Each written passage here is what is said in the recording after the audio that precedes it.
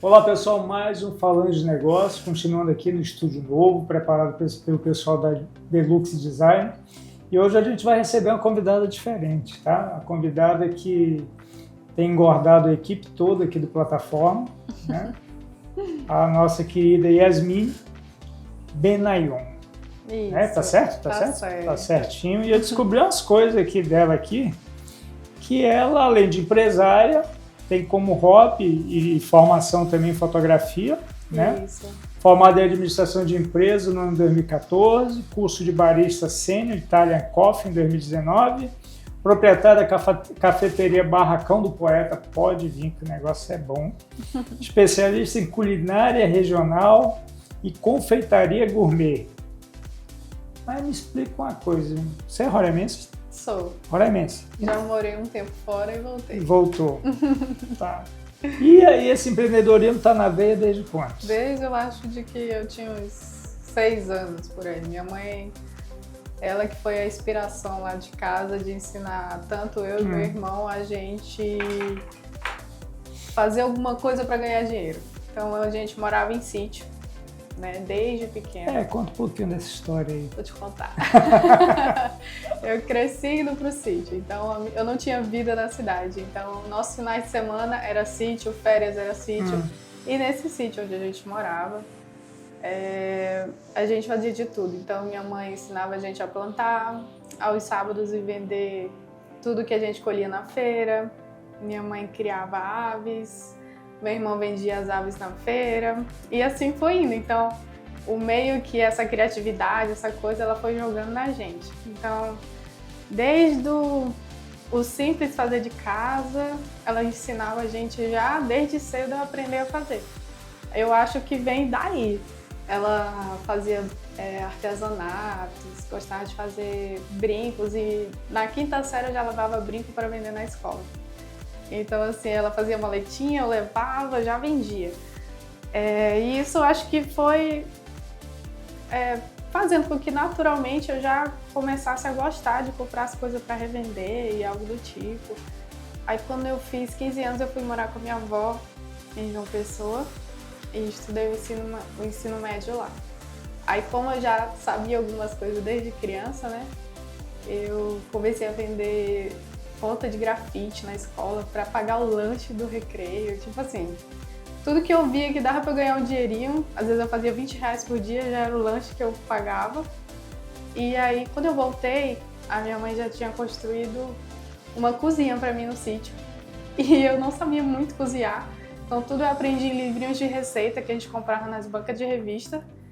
E a minha mãe, ela sabia ensinar a fazer, mas ela não sabia fazer. A comida melhor da minha mãe era ovo mexido com ketchup. Então ela sabia fazer isso muito bem, mas ela sabia ensinar a fazer. Olha, minha filha, você vai pegar isso, vai refogar aquilo, não sei o quê. E aí eu vendia galinha caipira e café da manhã no sítio com 18 anos já. Quando eu voltei do ensino médio. Já em Roraima. Já em Roraima, né? Quando eu voltei de João Pessoa, já cheguei com tudo isso montado e comecei a fazer docinhos e bolinhos. E eu comecei a identificar aquilo como como meu nome é Yasmin, mini bolinhos, né? Ou bolinhos da Minnie, algo assim. Aí eu botava a marca lá, que era Minnie, do Mickey Mouse e tal. E eu vendia no trabalho da minha mãe. Aí, durante a semana, eu fazia isso para vender e final de semana eu recebia as pessoas no sítio, servindo café da manhã e almoço. Aí no trabalho dela, a minha mãe na época trabalhava no TRE, eu saía em salas e salas vendendo os biscoitinhos da Minnie e os bolinhos. Então isso eu acho que já foi começando para eu empreender nessa área já desde isso com 18, 19 anos. 18, 19 anos. Quando eu já tinha 20 anos, já estava na faculdade, né, de administração de empresas. E aí, como eu já tinha essa coisa de ter aprendido no sítio a cozinhar um pouco, mesmo que por livros de receitas antigos, eu tinha uma noção de fazer café da manhã. Porque eu também fazia para os caseiros, era eu que fazia. Acordava às 5 horas, preparava o café dos caseiros, tudo isso. E aí, numa oportunidade que eu fui no interior, chamado Tepequém, com os amigos da faculdade, eu vi que faltava isso lá. Eu falei, eu sei fazer. Se vocês toparem e irem comigo, aí o meu pagamento era o quê? Eu levo todo mundo para as cachoeiras, mas vocês têm que trabalhar para mim. Então todo mundo topava ir pro Tepequém comigo, porque eu levava todo mundo para me ajudar. E aí todo mundo acordava cedo, depois que eu fazia o café, depois do almoço todo mundo ia para as cachoeiras. E aí isso foi meio que 3 anos, de 2010 até 2013. Eu vendendo café lá. Todos os finais de semana eu levava minha barraca, eu ia no meu golzinho, 1.0 para subir aquela serra era uma maior dificuldade, mas todo mundo ia. E aí era a maior festa, a gente ia, vendia, e aí em 2013, convite da minha mãe, ela me chamou para eu abrir o café aqui em Boa Vista, porque ela falava, minha filha, você tem todo esse trabalho de levar tudo.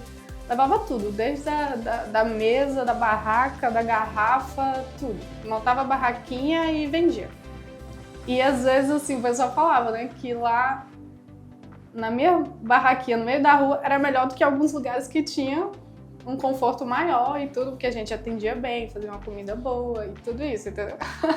Aí eu voltei em 2013 e abri onde era o bar do meu pai, que se chamava Barracão do Poeta, muitos anos atrás. Mais de 20 anos atrás ele tinha um bar no mesmo local, onde é a nossa casa, né? Onde eu comecei o café. E aí eu reabri em homenagem ao meu pai, mas como café da manhã, como cafeteria. E a ideia começou de eu abrir um café regional. Só um café regional, comecei a pesquisar o que venderia, né, regional, e aí paçoca, cuscuz, tapioca, aí descobri o tucumã, mas só tem em Manaus, e aí comecei desde lá com algo bem regional, pupunha, frutas, e fui indo, enfrentando aí as dificuldades. E aí chegou no que é hoje o Barracão do Poeta. Mas foi, eu acho que tudo isso eu devo à minha mãe, né, que ela que foi ensinando desde cedo a gente ser assim, se virar, sabe? E por onde ela anda? Eu já perdi minha mãe, né? Já perdeu sua mãe? Em 2015. Não tá bem acompanhada, né? Tô me olhando lá de cima. E cuidando. E cuidando de mim. E assim, a gente vê muito nas histórias de empreendedorismo um pouco do esquecimento, né, da parte histórica. Uhum. Né? Normalmente é mais fácil você ver o que já está pronto do que a dificuldade para construir todo aquele legado que você... Até daí você, vai passar para você outro, né? Até cair a ficha de que tem gente que acha que tudo é muito fácil, né? Todo mundo olha para ali, primeiro deve achar, né? Eu sempre digo, o pessoal acha que o povo tem muito dinheiro. Sim. Né? Só que esquece que é madrugada acordada, problema com mão de obra, né? Problema às vezes com os produtos, dificuldade de acesso, logística, uma série de coisas. Então, quando a gente vê alguém que tem esse respeito pela história, em especial o respeito e a admiração pela família, né? No caso da sua mãe, no caso do seu pai, a gente dá mais valor, né? À marca que é construída. Então você chegou, você está hoje bem posicionada, é um dos locais referência na nossa cidade, mas quais foram as dificuldades? A mamãe foi embora, depois seu pai, e agora está a Yasmin. A Yasmin está tocando, está tocando.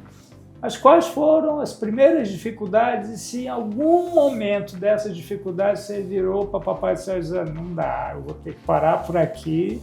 Como é que foi isso? Antes de eu começar, né, com o café, quando eu tinha lá os 19, entre os 20 anos, eu inventei de vender roupa, né? Não deu certo. Eu larguei lá o sítio que eu tava fazendo, os biscoitinhos da Mini, comecei vendendo umas blusas e disse, meu Deus, muito mais fácil, eu pego uma roupa, revendo, não passo madrugada fazendo biscoito, nada, já tem um retorno rápido, mas aí me enganei. Deixa eu voltar para a cozinha, né? Então, a primeira dificuldade a gente vai aprendendo. Eu acho que tudo a gente vai aprendendo com alguns erros, né? Alguns fracassos tornam a gente mais forte, não é? Então, assim, quantas vezes, né, eu comecei o café e só fiz 2 vendas. É muito difícil, né? E você olhar assim, será realmente que é isso, né? Quantas vezes disseram para mim que não ia dar certo. Que não ia dar certo. que eu... muitas vezes falaram pra mim lá que eu não ia dar conta, que eu não sabia o que eu tava fazendo, que eu não estava preparada para receber aquela demanda, né? E é difícil, porque você tá ali, né, com seus 20 anos. Só não, né? E aí eu recebi uma oportunidade de mudar na época para cá, pro centro, e tipo, sair meio que da asa do meu pai e da minha mãe, porque eu tava em casa, né? E para ir para um local de aluguel, e aí você pensa. Então, eu acho que é nessas horas de você ir, vai com medo mesmo, que você acaba abrindo mais as portas, tendo mais oportunidade. E isso eu sempre fiz sem medo do que eu ia ver lá, entendeu? Lá na frente. Eu tive muito isso, eu acho que por garra da minha mãe, por ver como ela era, eu acho que ela passou isso um pouco pra mim, porque... Ficou naquela da ousadia beirando a irresponsabilidade. Isso, quase isso. Vamos lá. Vamos ver o que dá. E deu.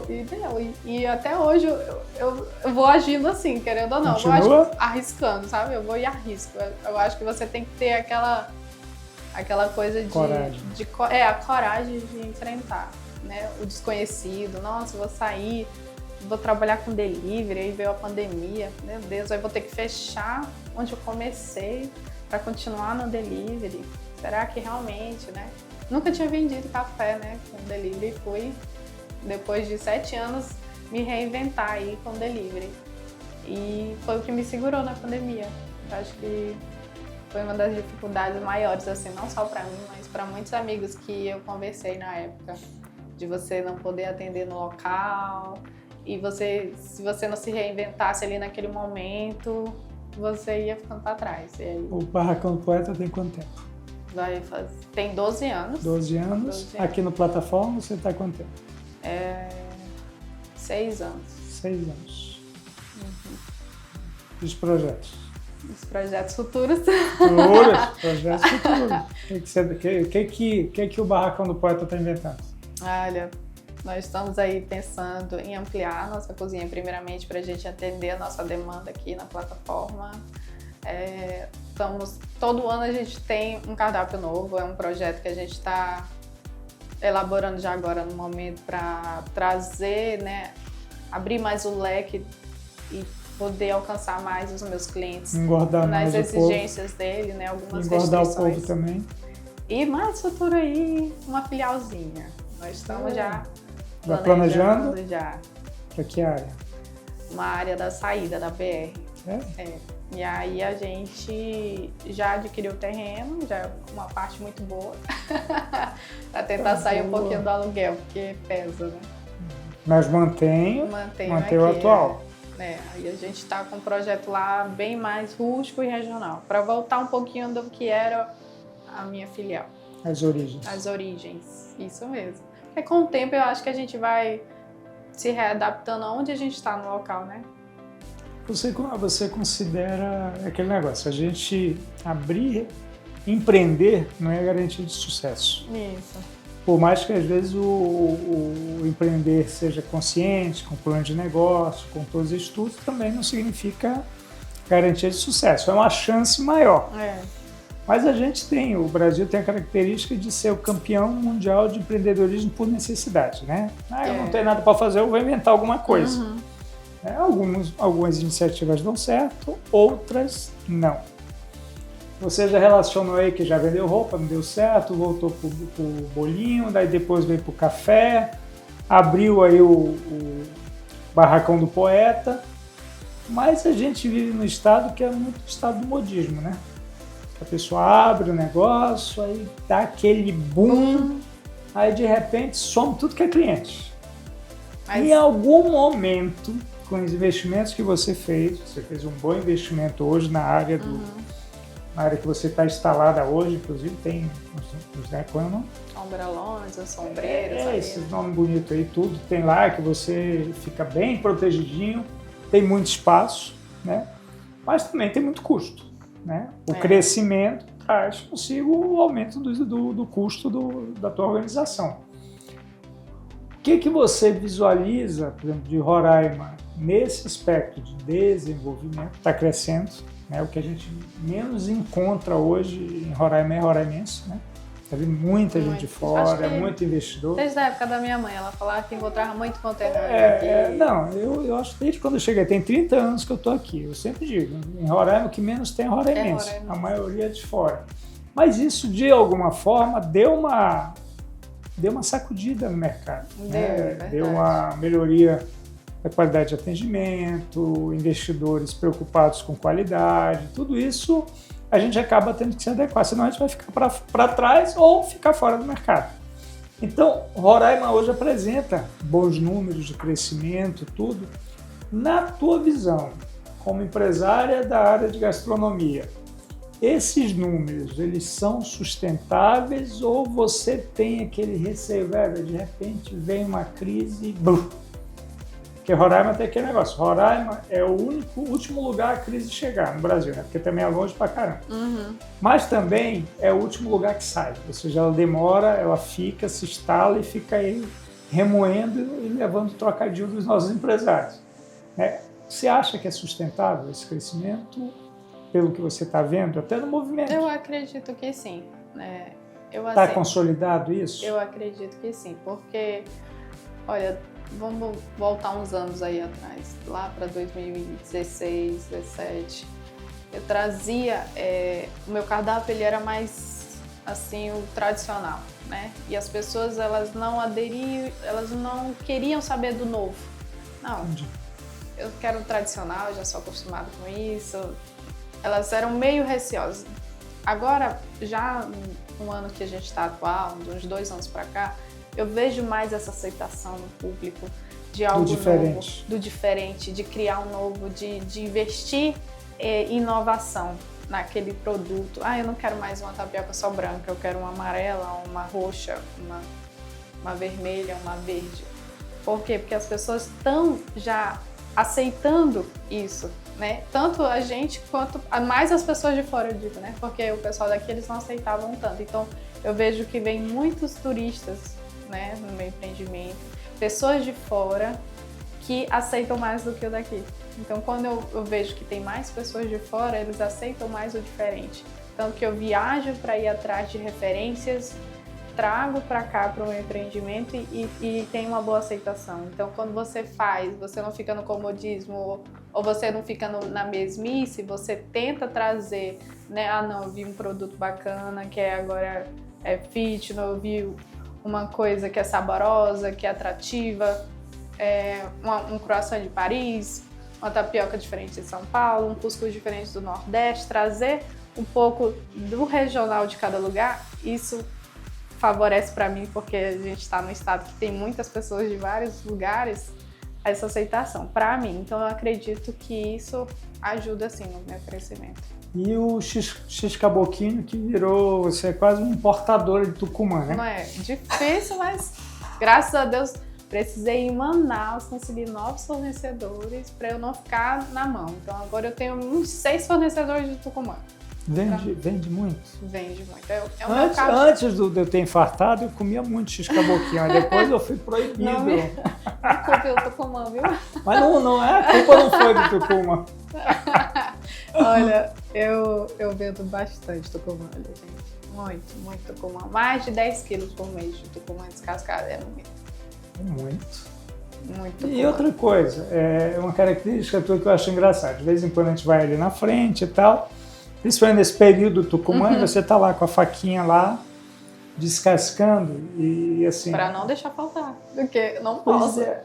O senso de responsabilidade que o empresário tem que ter. Tem que ter. E que às vezes a gente não consegue passar aos nossos colaboradores, porque o empresário ele tem uma característica, o empreendedor nato, que a gente acha que a gente vai encontrar um monte de clone igual a gente, não acha? Vou encontrar um monte de Yasmin igualzinho, vou colocar uma do lado da outra, vai dar tudo certo. Quando vai para o mundo real, aí é teste, é erro e acerto, né? Contratei, durou 3 dias, não deu certo, troca. Rotatividade absurda, né? Que isso compromete, inclusive, o projeto empresarial. Que a pessoa vai... treina, perde. Não tem identidade do atendimento, porque toda vez você tem que estar preparando uma equipe nova. Sim. né? Essa dificuldade, você, que eu sei que tem e não é pouco, qual seria a solução? Olha, Essa acho que é a pergunta do milhão. Essa vamos pergunta, vamos lá. Hoje em dia, assim, eu era mais, eu acho que inexperiente antigamente, então eu dava mais oportunidade. Meu Deus, eu achava que aquela pessoa, com o tempo, ela ia mudar, e que ela vai se encaixar no meu perfil, como eu quero que ela seja, né, na minha empresa. Hoje em dia eu já, não deu certo, troca. Eu já tô muito assim, mais no automático hoje em dia, então eu já passo ali tudo que a pessoa tem que fazer, não deu certo, vai. Porque eu entendo que um momento a minha equipe ela vai ficar redonda.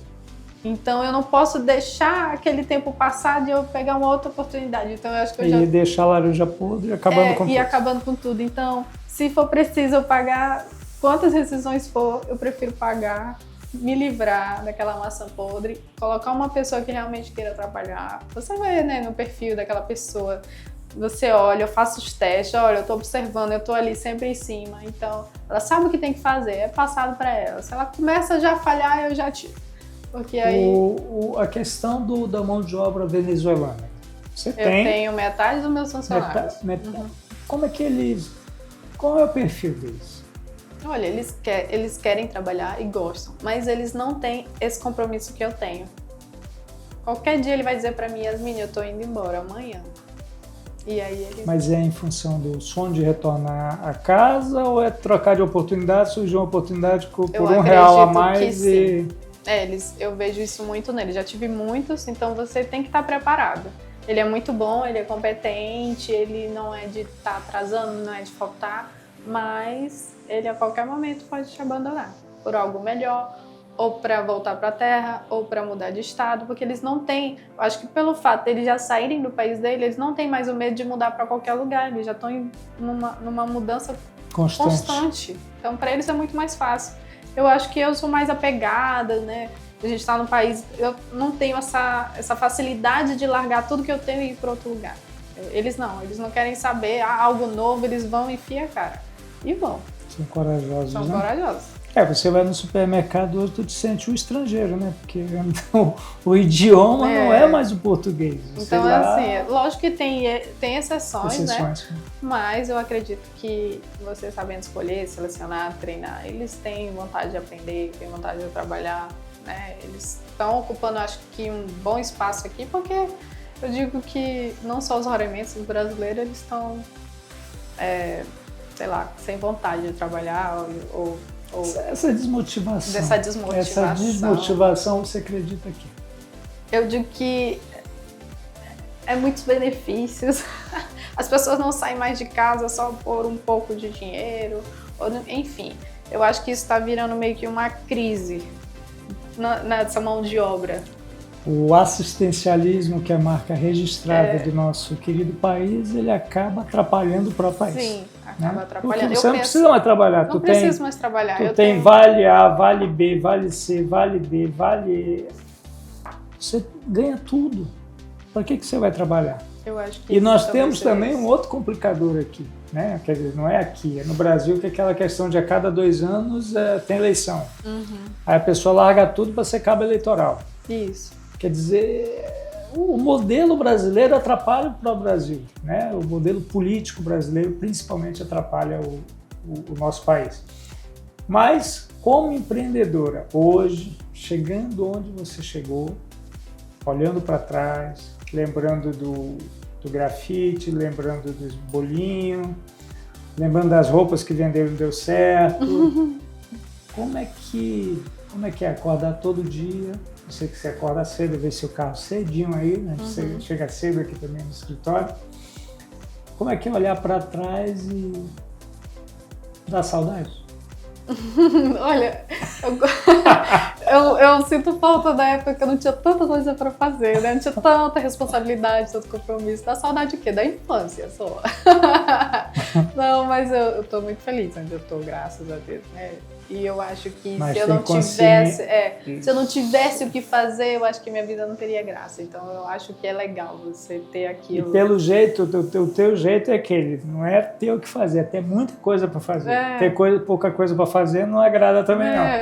Eu digo que a minha mente ela não tem tempo para estar pensando em outras coisas não, é só em estratégia, no que é que eu vou poder fazer para melhorar, numa obra nova, numa oportunidade de negócio. A minha mente é só assim, pensando em criar um produto novo. É assim. E qual é o tempo que sobra para ti? Tu dorme? Eu durmo. Durmo cedo, tu acredita? Do mesmo jeito que eu acordo cedo, eu durmo cedo. Eu acho que é porque desde pequena eu já acordava cedo no sítio e sempre estudei de manhã. Eu acordo antes do despertador, pra você ter noção. Eu acho que eu já sou uma velha idosa nessa idade já, porque eu não gosto muito de sair até tarde, se for pra sair cedo, pra voltar cedo, pra dormir, e assim vai. E trabalhar no dia seguinte? Eu passei 8 anos sem ter domingo na minha vida, e aí hoje em dia as pessoas não entendem porque que eu não quero abrir os domingos, né? Então... 8 anos? Sem ter domingo, então eu acho que eu batalhei bastante para chegar onde eu estou e poder escolher ter um pouco mais de qualidade de vida. Então, quando você fala, o que sobra para você? Então, eu tenho que ter um dia para mim, é um dia que eu separo para descansar, para deitar minha rede, para cuidar dos meus cachorros, para mexer nas minhas plantas, para ir no sítio, para ir no meu interior. Então, é um dia que eu escolho para mim. Você tem filhos? Não, só 10 cachorros. Serve. Serve, né? Mas eu acho que um filho daria menos trabalho que os 10 cachorros. Pois é, já dá muito trabalho, né? Mas assim, eu digo que é o meu descanso, acho que todo mundo merece, né? A vida não é só trabalho. Eu digo que eu consigo viver com esses dias, 6 dias da semana que eu já trabalho. Que já é uma boa carga. Que já é uma boa carga, né? Então, se eu não quero morrer nos meus 40 anos, eu tenho que ter um dia pra mim, eu tenho que descansar, eu tenho que saber, né? Não viver para trabalhar, né? Mas trabalhar para poder viver. É isso que eu penso. Não trabalhar para morrer, né? Isso. Sim. Agora, chegando no final, até pelo estilo hoje, foi bem diferente, né? Porque normalmente a gente conta umas histórias aí de algumas marcas e tal, que a gente não vê o começo, né? Normalmente as pessoas hoje já esqueceram a origem de tudo. Origem, né? Só que aí você trouxe justamente esse lado emotivo da história, que é um negócio que eu adoro historinha, adoro historinha. Então eu queria que com essa historinha, a historinha que você contou lá no comecinho do bate-papo, eu queria que você deixasse uma mensagem para esse pessoal que está desistindo no primeiro não, que na primeira queda já se esborracha no chão, não quer nem saber mais de levantar, que perdeu completamente a esperança, né? Que acha que sucesso cai do céu e que fracasso não faz parte da construção. Essa é a mensagem que eu quero que você passe para quem está pensando em empreender, está pensando em crescer, em ser alguma coisa, né? E ser alguma coisa não precisa ter vergonha de começar pequeno, porque quem não começa pequeno é porque não começou, né? Ou saiu jabuti que alguém colocou, né, na enchente. Comece pequeno, cresça e não tenha vergonha de crescer, porque tem gente que cresce, mas chega lá na frente sem vergonha da forma que cresceu. Então eu queria a mensagem da Yasmin para essa turma aí que está chegando. Olha, eu digo que você tem força de vontade, você quer empreender, faça. Faça tudo que você for fazer na vida, faça o melhor que você pode fazer para aquilo, se entregue, tenha coragem, né? Minha mãe sempre dizia isso pra mim, né? Minha filha, tudo que você for fazer na vida, faça bem feito, né? Senão você vai ter que fazer 2 vezes. Então, tenha coragem, não tenha medo dos primeiros desafios, é ali que você vai aprender, né? Como eu tive vários não, né? Se você acreditar o que dizem pra você e você não acreditar em você, você não vai em lugar nenhum. Então, você não tem que se medir pelo que os outros pensam de você. Se você tem aquele dom, vá, se arrisque, com medo, vai com medo mesmo, eu sempre digo isso. Para várias amigas minhas que hoje em dia já ajudei vários a começarem, né? Yasmin, mas tu dá dicas, tudo, né? Pro mesmo ramo, dou sim. Aqui tem muito espaço para todo mundo e é isso, sabe? Eu digo para a pessoa ter força, garra, perseverança e sempre persistir, porque eu digo que se você faz aquilo todo dia, constante, ele vai se tornar perfeito. Agora, se você fizer de vez em quando, ou desistir na primeira, ele nunca vai ser bom. É isso. Yasmin, obrigado pelo bate-papo, obrigado pela história. Obrigada. E, assim, eu fico muito feliz quando eu ouço esse tipo de história, de empreendedorismo, de crescimento, mas, assim, o que mais me chama a atenção, no nosso bate-papo foi a simplicidade, a humildade, o carinho que você tem pela sua história. Eu acho que a gente não deve ter vergonha da história da gente. Obrigada. Né? Porque faz parte da construção de quem a gente é hoje. Então, fiquei muito feliz de você ter aceito o convite. Obrigada. Eu sei que foi em cima da hora, mas aqui a gente faz tudo em cima da hora mesmo, pessoal. Então, eu só tenho a agradecer. E espero que vocês tenham gostado dessa história de uma pessoa que acreditou em Roraima, acreditou nos seus valores, valorizou sua família, está trazendo legado de mãe, legado de pai, mas principalmente respeitando o mercado e oferecendo coisas boas. Né? Volto a dizer, engordando um monte de gente, mas faz parte. Tá? E obrigado, e na próxima segunda a gente vai estar junto de novo. Obrigada. Até a próxima.